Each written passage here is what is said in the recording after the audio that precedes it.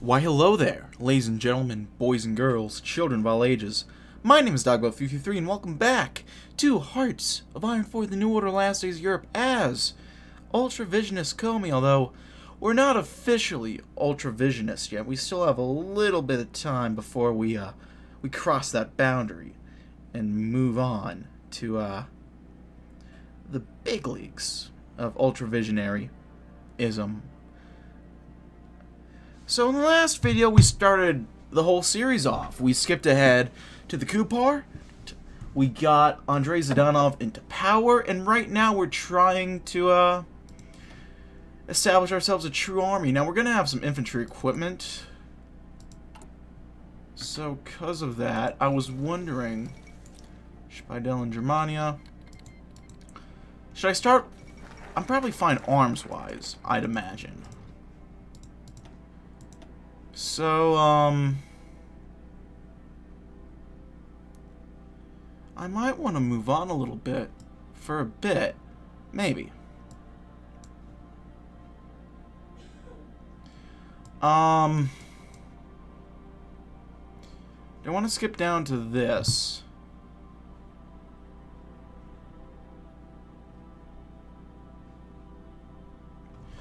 I think we will go ahead and work on, first, reliable commissars.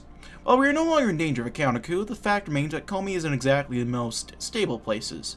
Furthermore, we cannot rely on a large number of the politically educated officers due to the fact that many of them were educated against communist ideals. We must begin building a cadre of new political officers. Ones that are fully trustworthy in order to not only prevent an ideological schism between the government and the army, but also so that we can maintain control and stability here in Komi by preventing the army from maintaining sympathies to our enemies. There we go. So we have a couple options. Warsaw Uprising. English Civil War begins. Looks like the resistance is doing pretty well. I'd put my money on them. Hidden Heroes.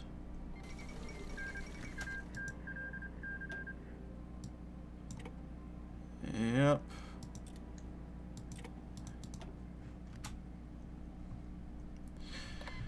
Burgundy has done their little thing. Donuts in Crimea.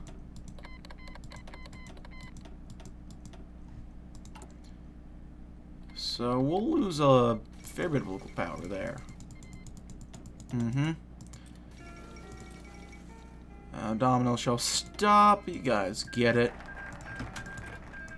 Alright, let's go ahead and get some Soviet training. While we have done our best to train the army, the undeniable truth is that we are not up to par. Many of the other warlords have been able to lean on training schools or various generals in order to maintain a more professional standard. In order to rectify the situation, a decision has been made to help utilize the old Soviet training schools to help rectify the deficiencies of our army. It may take time for the results to be truly felt, but it is a necessary decision, as the army requires modernization and proper training to make it a force strong enough to unify Russia.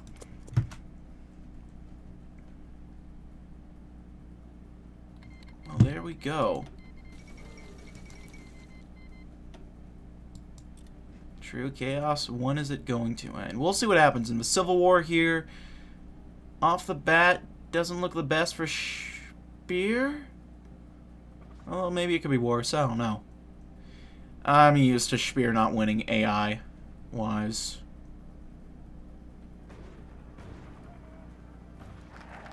Yeah, Soviet training. Next we can unearth the caches. When the front collapsed and the German bombings increased, a decision was made to hide a large number of weaponry away, so that a stray bomb or two would not leave Komi bereft of weaponry. Now, if the bombing's over, we can begin the process of opening up the caches. Some of the equipment may have been destroyed or stolen, but the majority of the caches we've opened up to now still have functioning weapons. The access to new equipment will allow us to continue the process of upgrading the army, allowing us to be more ready to begin the process of reunification. Well, there we are. What's going on up there? They're reestablishing farming, so there's still a bit of time. They're digging up their caches as well. Change our security procedure. I'm not too worried about that.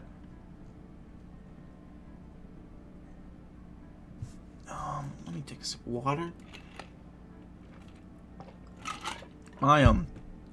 Yeah, my arm's killing me again.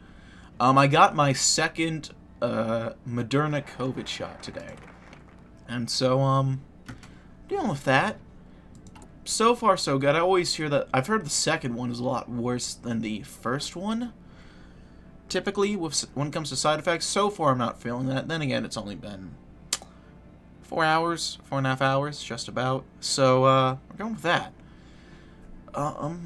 So yeah, dealing with some mild pain in my left upper arm, but I'll get over it. It's not too big a deal. First off, the road to Arkhangelsk. Out of all the warlords of Western Russia, the front is one of the few that could be considered an ally. While the front is ruled by the military as compared to our citizen rule, it's still a believer to the ideals of communism.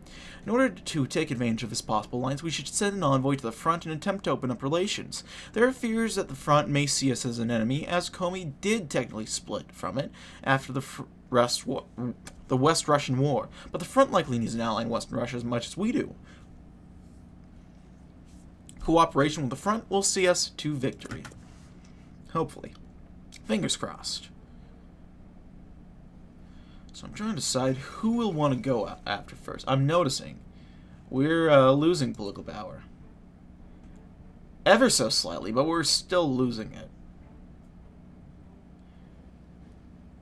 I blame affirmative action. That's what I'll blame it on.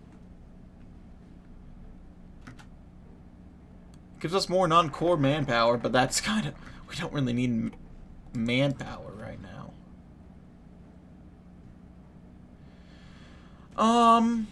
Let's start doing some of this stuff first. Let's secure the party. Well, our party maintains a unified and organized front for the rest of the world. Internally, the party is a mess. Competing sub-ideologies, infighting, and a general lack of cohesion threatens the very foundation of our state. The members of our party should be made to realize who is in charge and how our party is going to run from now on. All party members are going to have to be brought onto the same page regarding goals, ambitions, and public relations.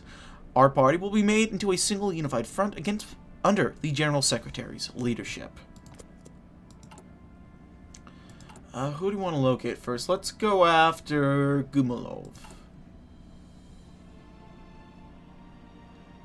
Locate Lev Gumilov, and let's relax the restrictions on ideological deviation. I need to reduce Suslevite power as much as I can right now. Bukarina, and who cares about her? That's nothing. She's small fry. Oh, we can search for loot. I think we'll do that. Loot. And we can pretty much only search for one person at a time. And that did pretty much nothing to cut down out Suslevite influence. Though we'll see what happens with the events, I suppose.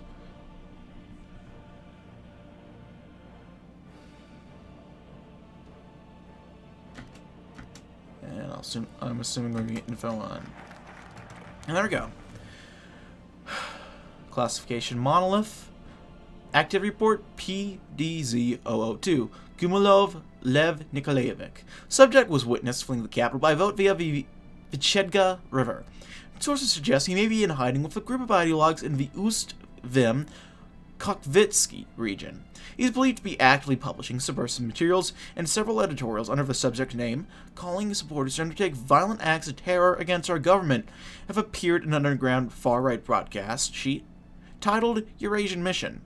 Police efforts to trace the ink and typeset used in its production have thus far been unsuccessful, and canvassing of known printing workshops in the Ust-Vim Kokvitsky region has not produced any apparent matches. Analysis Gumilov's central role among the Komi reactionary movement cannot be overstated, and its neutralization would be deal a serious blow to the Passionarist movement. As the voice and ideological father of the movement and a highly influential figure among right-wing circles more broadly, Gumilov is arguably one of the most capable organizers of opposition against our government. It is absolutely necessary that he be dealt with one way or another if we are to solidify control and suppress rightist resistance. Report concludes. Let's go ahead and launch operations then. We are looking to arrest and imprison. So let's arrest and imprison him. I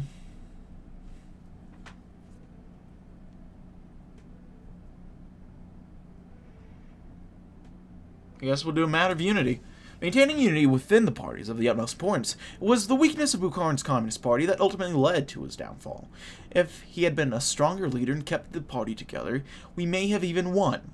Keeping unity within the party is vital for keeping the political system functioning, a necessary component of Lenin's ideology. We must endeavor to further solidify our power base within the party and ensure our continued political hegemony. The party will be kept unified at all costs, including stability. It's not nice, but we'll deal with it.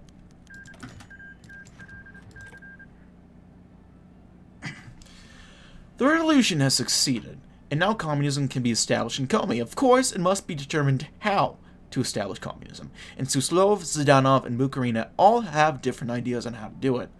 3 low-level politicians were discussing this very question over lunch. Honestly, I think Zhdanov's got vision. His passion could serve the future of the party well, is what I think. Suslov's kinda creepy, you know? Said Sergei between bites of a sandwich. Sergei. Suslov has led us well. He orchestrated our revolution.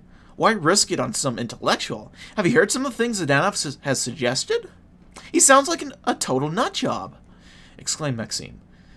Maxim, you bootlicker. If Kaganovich was leading the party, you would follow him. Suslov's way too controlling. We should go with a more sensible option like Bukharina. She cares about the people and the revolution. She's the natural choice, replied Alexei. Yeah, right. Bukharin's girl will probably destroy Russia a second time if we let her take charge. The end of a lunch break cut off Sergei's comments. The 3 politicians sighed, packed up their barely eaten lunches, and headed back to work. You know, I'll give you credit that if it comes down to it, so that'll decrease Suslov's influence. He has very strong influence over the party, though not strong enough to get rid of Zhdanov and his influence.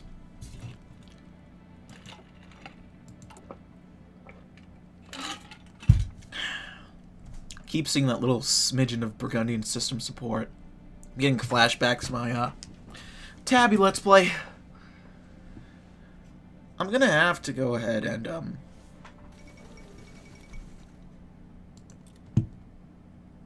get to a point where I can go back and check out some of the warlord states sometime soon, but what are you gonna do?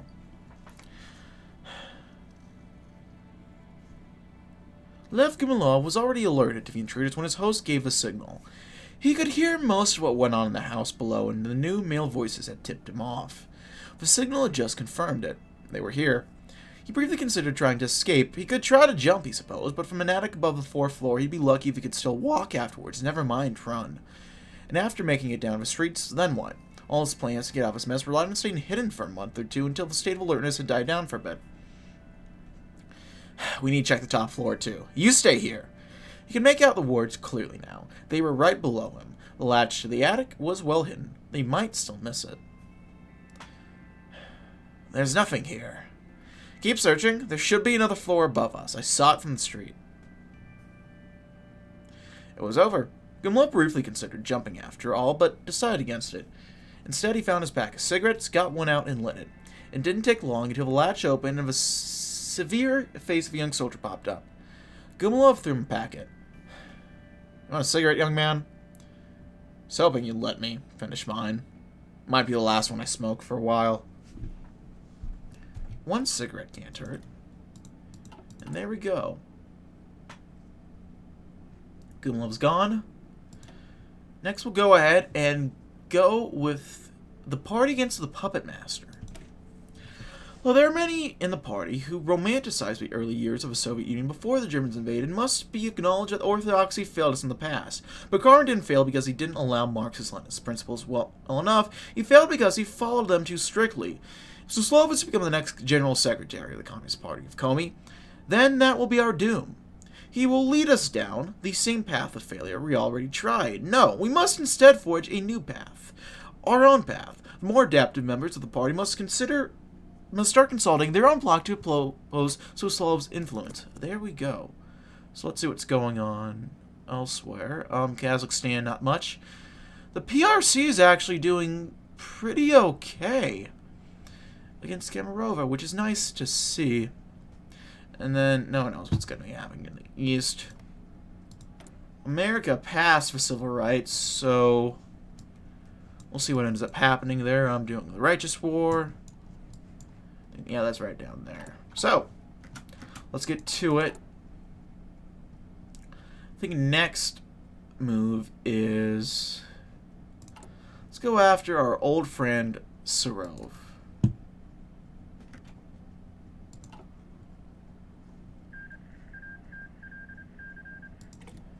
The resistance has won. And we'll see if they can go ahead and beat these guys shortly. Might go ahead and, yeah, we'll ease restrictions a little bit more.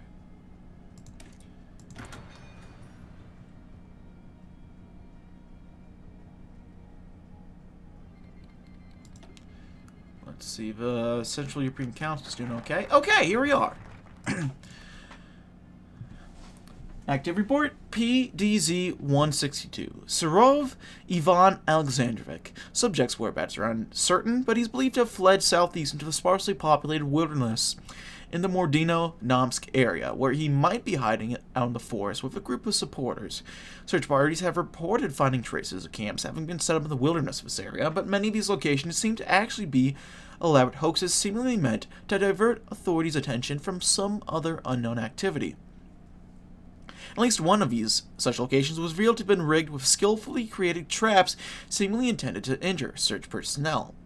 Analysis. Although Serov is seen as many as a fringe figure, he's a highly skilled and brutal intelligence operative who is willing to do almost anything to get what he wants. His military experience, along with his training in counterintelligence and deception, likely makes him a highly elusive and resourceful foe who will require significant resource investment to track down. Additionally, his military experience, coupled with his former leadership role in the NKVD, make him a highly capable insurgent leader, and one who should be liquidated at the earliest possible opportunity, report concludes. Well, let's launch some operations against him then.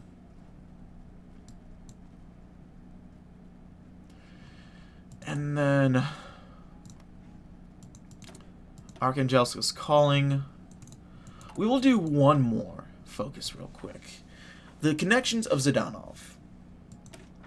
Andrei Zhdanov is exactly the kind of man we need in charge of the Communist Party today. Not only has he proven himself capable of bridging the gap between the Suslovites and Bukharinites among us, but his ideas have the potential to transform a new Soviet Union into something never before seen. Additionally, his wide net of political connections and allies give him an already strong political base.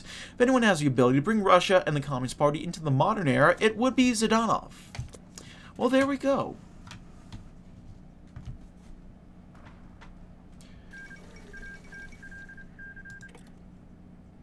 Cheers, lads.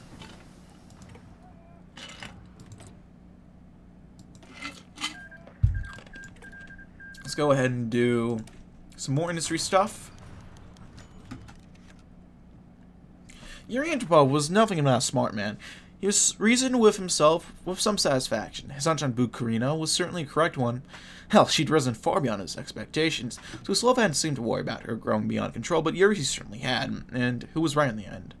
A smirk crossed his lips as he tried to show him. It had been a very productive meeting with several prominent revisionists, as Suslov would have called them. Yuri would have called them smart people. He wasn't exactly a bleeding heart when it came how to best implement socialism, but he was a smart man. These people were, whoever he personally liked it or not, the future. Bukharina, hell, even Zhdanov to some extent. They're the ones who were going to lead the party to the future. Not Suslov. Though they might have had initially distrusted him as hardliner, they certainly didn't after tonight. Andropov chuckled to himself. The game was afoot, and he certainly intended to pick a winning side. Out with the old. Less Suslavite influence. Well, that's always a good thing. The Clash of Shadows. Komi's fragile democracy has fallen, as the Kerensky government once did, to revolutionary leftism, while distant elements remain. The Reds hold on to power, provided they do not themselves succumb to infighting.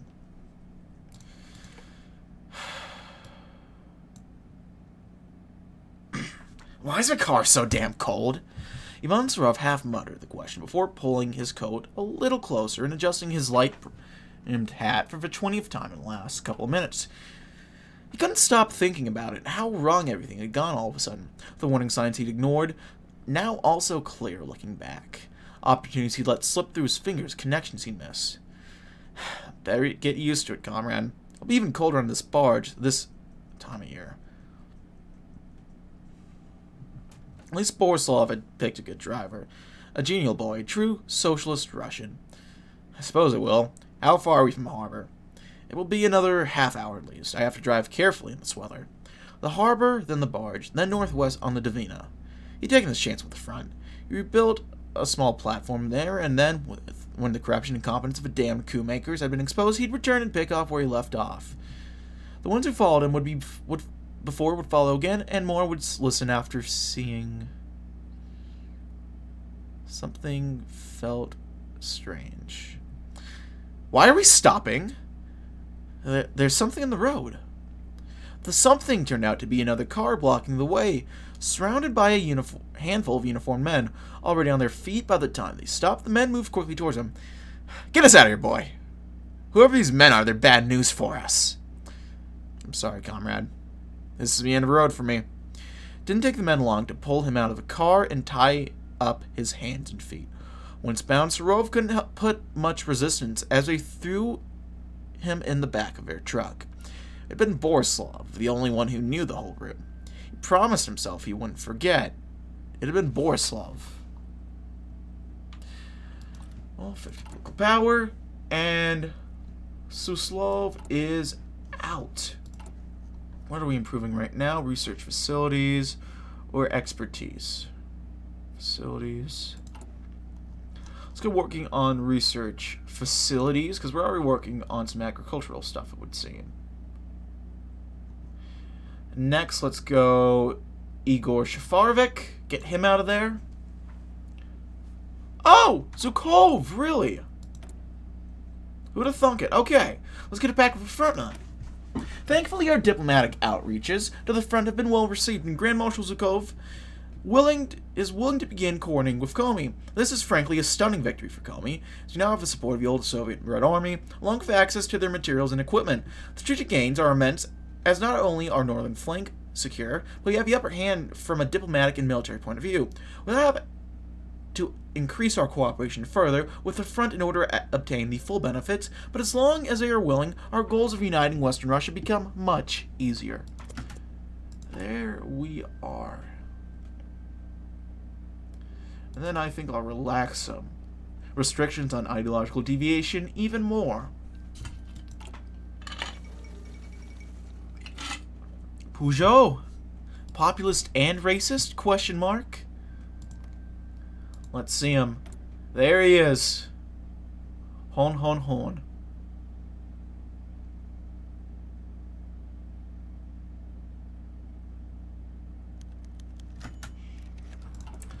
PDZ 314. Shafarovic Igor Rodoslavovich.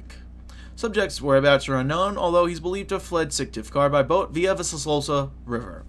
Intelligence organizations weren't able to precisely determine the subject's whereabouts, but information obtained from captured Passionaires insurgents led to believe he's hiding in either Korodok or Obyachevo region. Analysis. That's not how you spell that. Even though a chance of Shafarovic... What? A chance of Shafarovic participating in frontline insurgent operations is meager. He is a trained orator and a high-class demagogue, which shouldn't be underestimated. His moderate rhetoric may sway a lot of people on the rightist side. His detention or liquidation will significantly decrease the capability of reactionary opposition to organize. Report concluded. Let's launch some operations then. Get him out of here, and then probably go after Tabby. Packed with the front. Next, let's do shared training exercises. While we've tried our hardest to train our new Red Army based on old Soviet techniques, our lack of access to writing on said techniques has hampered the Army's growth of skill. In order to rectify this, we propose to Grand Marshal Zhukov the idea of a joint training exercise through officer exchanges to allow both the Front and Komi's army to gain experience from one another. While the Front is likely the more skilled of the two armies as of now, the assistance provided will greatly assist our Red Army in being able to successfully fight against the various warlords arrayed against us. There we go.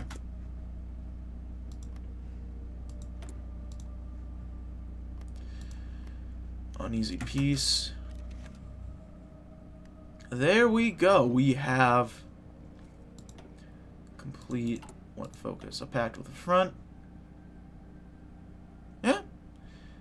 Non-aggression pacts. Very nice.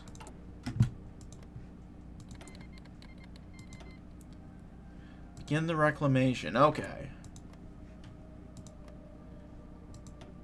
What have they decided? Have they decided anything, actually? I don't know. Sunday service was the favorite part of Shavarvik's new existence. Standing among his fellow believers, the familiar hustle and bustle of the opening services seemed to pull the uncertainty and fear from his body. The Slavonic chants drowned out all the unpleasantness of the recent times, and he could let his mind wander freely without fear of where it might go. It was also the closest he'd came to sharing his brotherhood of a convent. He'd been an important friend to the monastery, but he was no monk, and he was never going to be. Soon after the Odreya gave way to the divine service, the rhythm of the church was broken by the unmistakable sound of automatic gunfire from outside. Soon after, the doors of the chapel swung open, and 4 uniformed men, their faces hidden under makeshift masks, entered the room. Shafar couldn't bring himself to blame the brothers for moving out of the way of the intruders, opening a path straight to him. When the gunmen had secured him and were pulling him back out of the compound, the monks seemed to find their courage. The brothers followed his captors, shouting their protests at the intrusion, but their threats and accusations didn't seem to faze the soldiers. His captors were content, it would appear, to commit a naked affront to God, because nothing is sacred. There we go, let's get some loot, and then let's go ahead and go after Sergei Tabaritsky. Actually, a little bit of a fascist power vacuum left. Although, they're not going to be able to fill it more than likely. So, let's get an equal ally going. The nature of our cooperation with the Front has been debated amongst the party of Komi. Some believe that Komi is doomed to be subsumed by the Front, while others believe that we must wrest control and reassert civilian control over the military. While civilian control is admirable, the fact of the matter is that the Front has been functioning independently for a long time.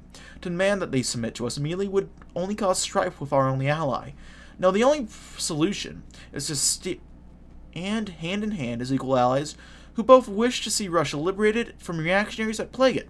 Of course, in the future, we may be able to revisit the possibility of fully integrating the Front, but that time is not now. Now, we must look to fighting our mutual enemies.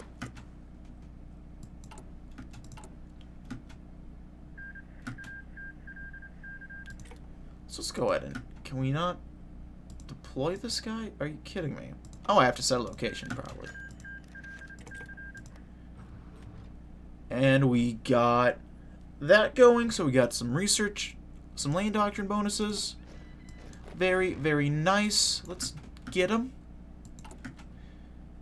And we'll keep training... I think we're still training another guy, yeah. So I can move these guys elsewhere, say onto the border of Gaini? Might do Gaini, yeah.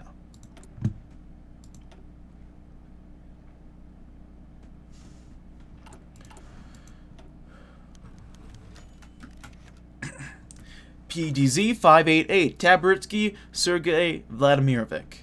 Multiple eyewitnesses reports claim that the subject and a group of his followers have fled north across the Vichedga River into a virtually uninhabited forest immediately north of Syktyvkar. Search parties in the area found multiple corpses. Initially, these were believed to be followers who had died of exposure to the elements. However, the discovery of ligature marks and signs of torture, at least one corpse was found nailed to a tree, suggests that these individuals were killed deliberately, possibly by the subject and his remaining supporters, though the motives for this remain unclear. Though tracks were found at the various kill sites, the direction of motion suggested by each does not suggest any overall direction of movement, and it is presently unclear whether the subject and his supporters remain in the area at all. Analysis. Taberitsky is a highly unpredictable figure who's seemingly willing to undertake extremely brutal violence against his perceived enemies. Analytical personnel have expressed a lack of confidence in their own ability to predict or draw conclusions about Taberitsky's objectives, let alone his future actions. There is, however, little doubt that he is presently fomenting opposition of some kind against our government. Report concludes. Let's see, 1421. And then we might want to do the neutral one.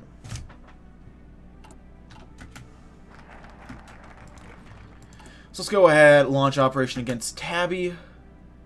We're only going to arrest him. It's going to be a relatively happy ending for Tabby. Because if we try to kill him, I remember this from my last LP when I did Bukarina, where we ended up killing all the rightist opposition. He lights himself on fucking fire. Yeah, he does. Certainly a bold strategy, but yeah. Let's see. Let's go ahead and go with marching as one. For a very long time, Komi stood alone, bizarre and antagonistic relationship with the front, who saw Komi as a splitter that contributed to its loss in the West Russian War. However, those days are long gone, and as Komi and the front now stand closer than ever. However, we must ensure that we are truly comrades by signing a mutual defense agreement. This will solidify our alliance and allow both sides to truly be able to assist the other in the upcoming reunification wars, as an attack on the one will mean an attack on the other. With our northern flank hopefully secured, we can begin to fight other warlords without fear of a surprise attack. The reunification of West Russia is at hand. Yeah, because I know mutual protection, beautiful. They will not go after us.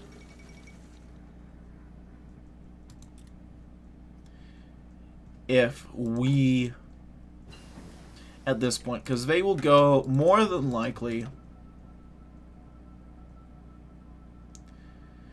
they will try to negotiate with us, and then we accept that, and then they can't go down this bit because Komi is not AI controlled. And therefore, we just kind of go from there.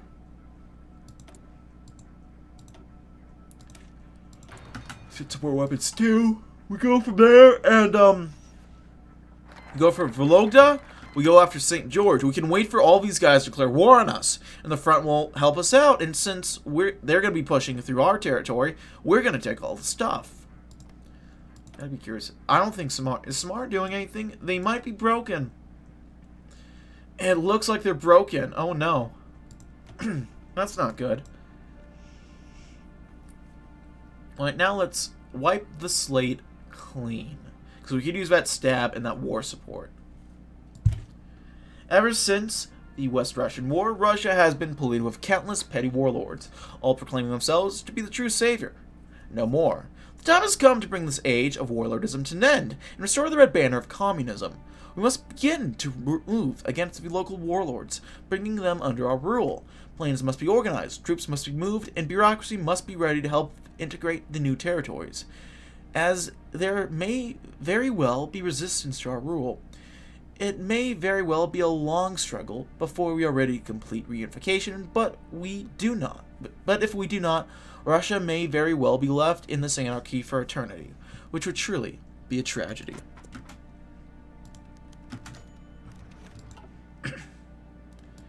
Taberitsky stepped out to a small shrine in his garden. He crossed himself before the shrine and closed his eyes. In the name of the Father, and of the Son, and of the Holy Spirit. Amen. His mind shifted away from the world, calmed by the peace of God. 3 times he bowed, whispering, God be merciful to me, a sinner. God be merciful to me, a sinner.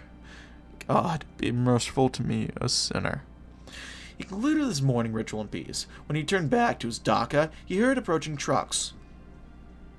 They stopped outside, the soldiers getting off. They entered his garden, searching for him. He felt his stomach turn as they came, instincts tugging at him to run, but he couldn't. They'd caught him before he could think of any kind of escape. Sergeant informed him of his arrest while 2 soldiers took him by the arms. He did nothing. Later, he was brought to one of the trucks. He appealed to his lord, hoping for Vazarvik's intercession, who was sure to come. Holy God, give me strength, he prayed, even when they nudged him to be quiet. O God, cleanse me, a sinner, for I have done nothing good before thee. When they finally reached the end, they marched him into the prison. He strained to hear God's reply as the soldiers continued with him. A deep yet comforting voice, which Tabaritsky alone heard, came to his ear. Be strong. Keep in thy mind the memory of my servant. And a familiar hand touched his shoulder just for a moment. His body shivered with the spirit, and the empty guards simply kept him moving until they brought him to an empty cell. Before they pushed him in, they freed his hands. Lord, receive my spirit, he finally said, crossing himself after they shoved him in. He did not turn around to look at them after they locked him up. Instead, his eyes were lifted up, seeing God smile upon him for his faith, with Vazarvik by his right-hand side and Saint Stephen at his left. The Lord brings out the faithful from the prisons.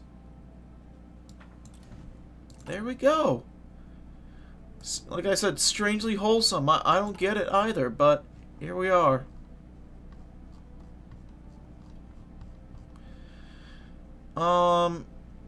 Industry, infrastructure, I don't know.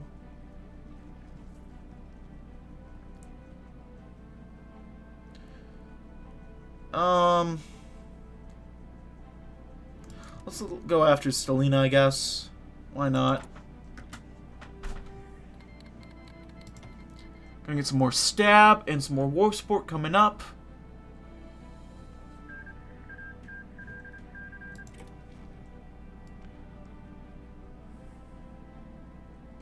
Poverty rates are going down. Our industrial base is even doing okay, all things considered. Seeing as we haven't invested for loot. How strong the rain was, and how dark it was outside, did nothing to alleviate Stalina's mood. Her and her cohort of bodyguards, all armed and ready to open fire on who they thought would approach them, stalked the Komi terrain, soaked by the weather and dodging anything that looked like it wanted them dead. Not only that, but she totaled for Vasily. He was a fighter, certainly, but she could feel the bitterness radiating from him. You've yet to tell me, sister, he began, barely audible among the many raindrops. When he planned to come back to Komi. You've always wanted to restore it to normalcy, after all. Svetlana sighed, running a hand through her hair and wiping off the excess water on her forehead. I don't, she responded, bringing Vasily to a few seconds of silence. This has been the first time the nation's fallen into such chaos, brother. And I'm not a one-man army. I can do much, but I can't stand up to this new order by my own. And what are your supporters? Vasily asked, hoping to find some respite, as he was suddenly ushered by one of Svetlana's guards to hide in the grass. After half a minute, a few cars passed by the graveled road, and nobody wanted to know what they were there for. Once they got out, he continued on his previous tangent. Surely this is not the end, is it? Vasily gripped the barrel of her gun tightly in her hand. Vasily, there is nothing left for me there. The Republic's in chaos. Gone, brother. If I go back there, I would only be killed. I'm not throwing my life away for a hopeless shot of some ideological further. Now quiet down. I don't want anyone to hear us. Vasily's bitterness never abated for the rest of the night, but Svetlana was made all the more frustrated for it.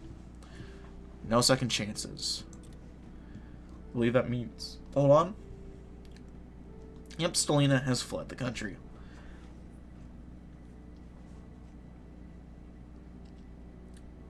Let's look at Get Nick Sochdem Leader. Let's go ahead and find where Vesnensky is. Let's see. Oh, fucking Kemerovo. Oh, Siberian Black Army.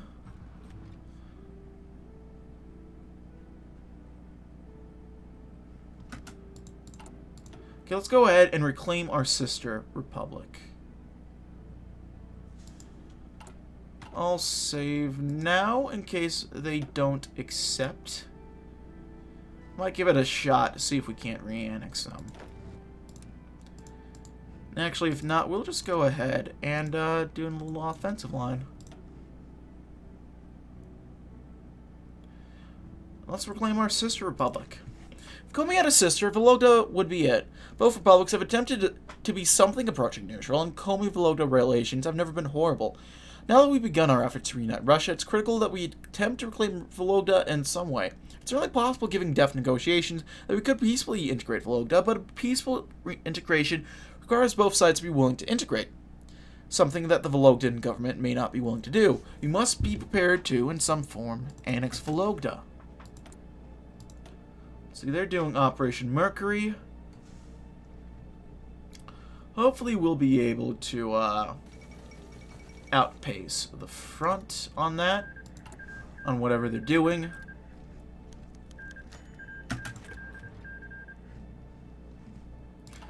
Zelensky felt betrayal of the greatest kind. The people of Russia had already been humiliated once, their people scattered, their ambitions dusted, but Nikolai managed to build something more.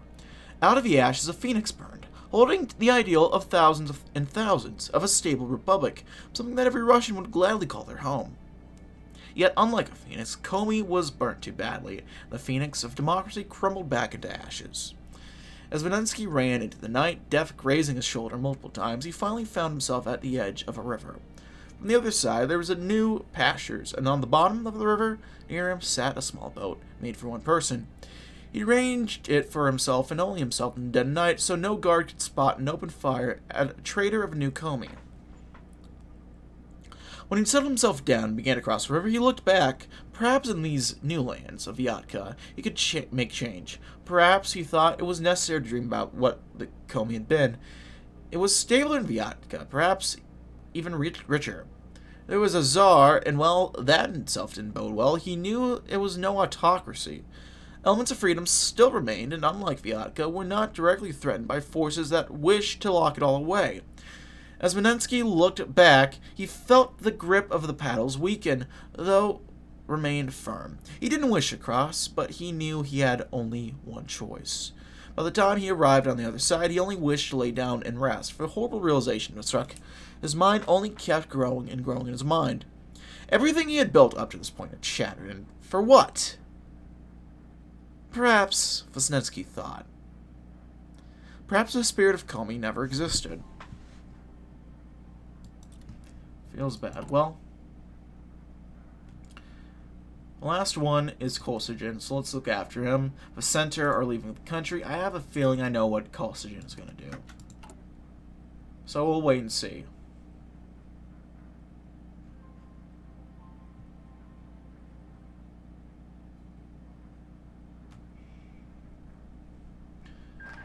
So we'll see what they do. And fucking Kemerovo, of course. Give him a few days. Hello? Vologda? See, what are they doing right now?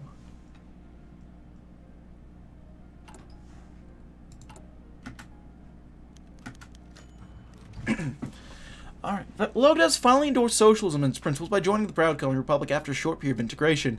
Seeing the advantages we have to offer, now successfully we have been, it would be logical for any warlord regime to join us.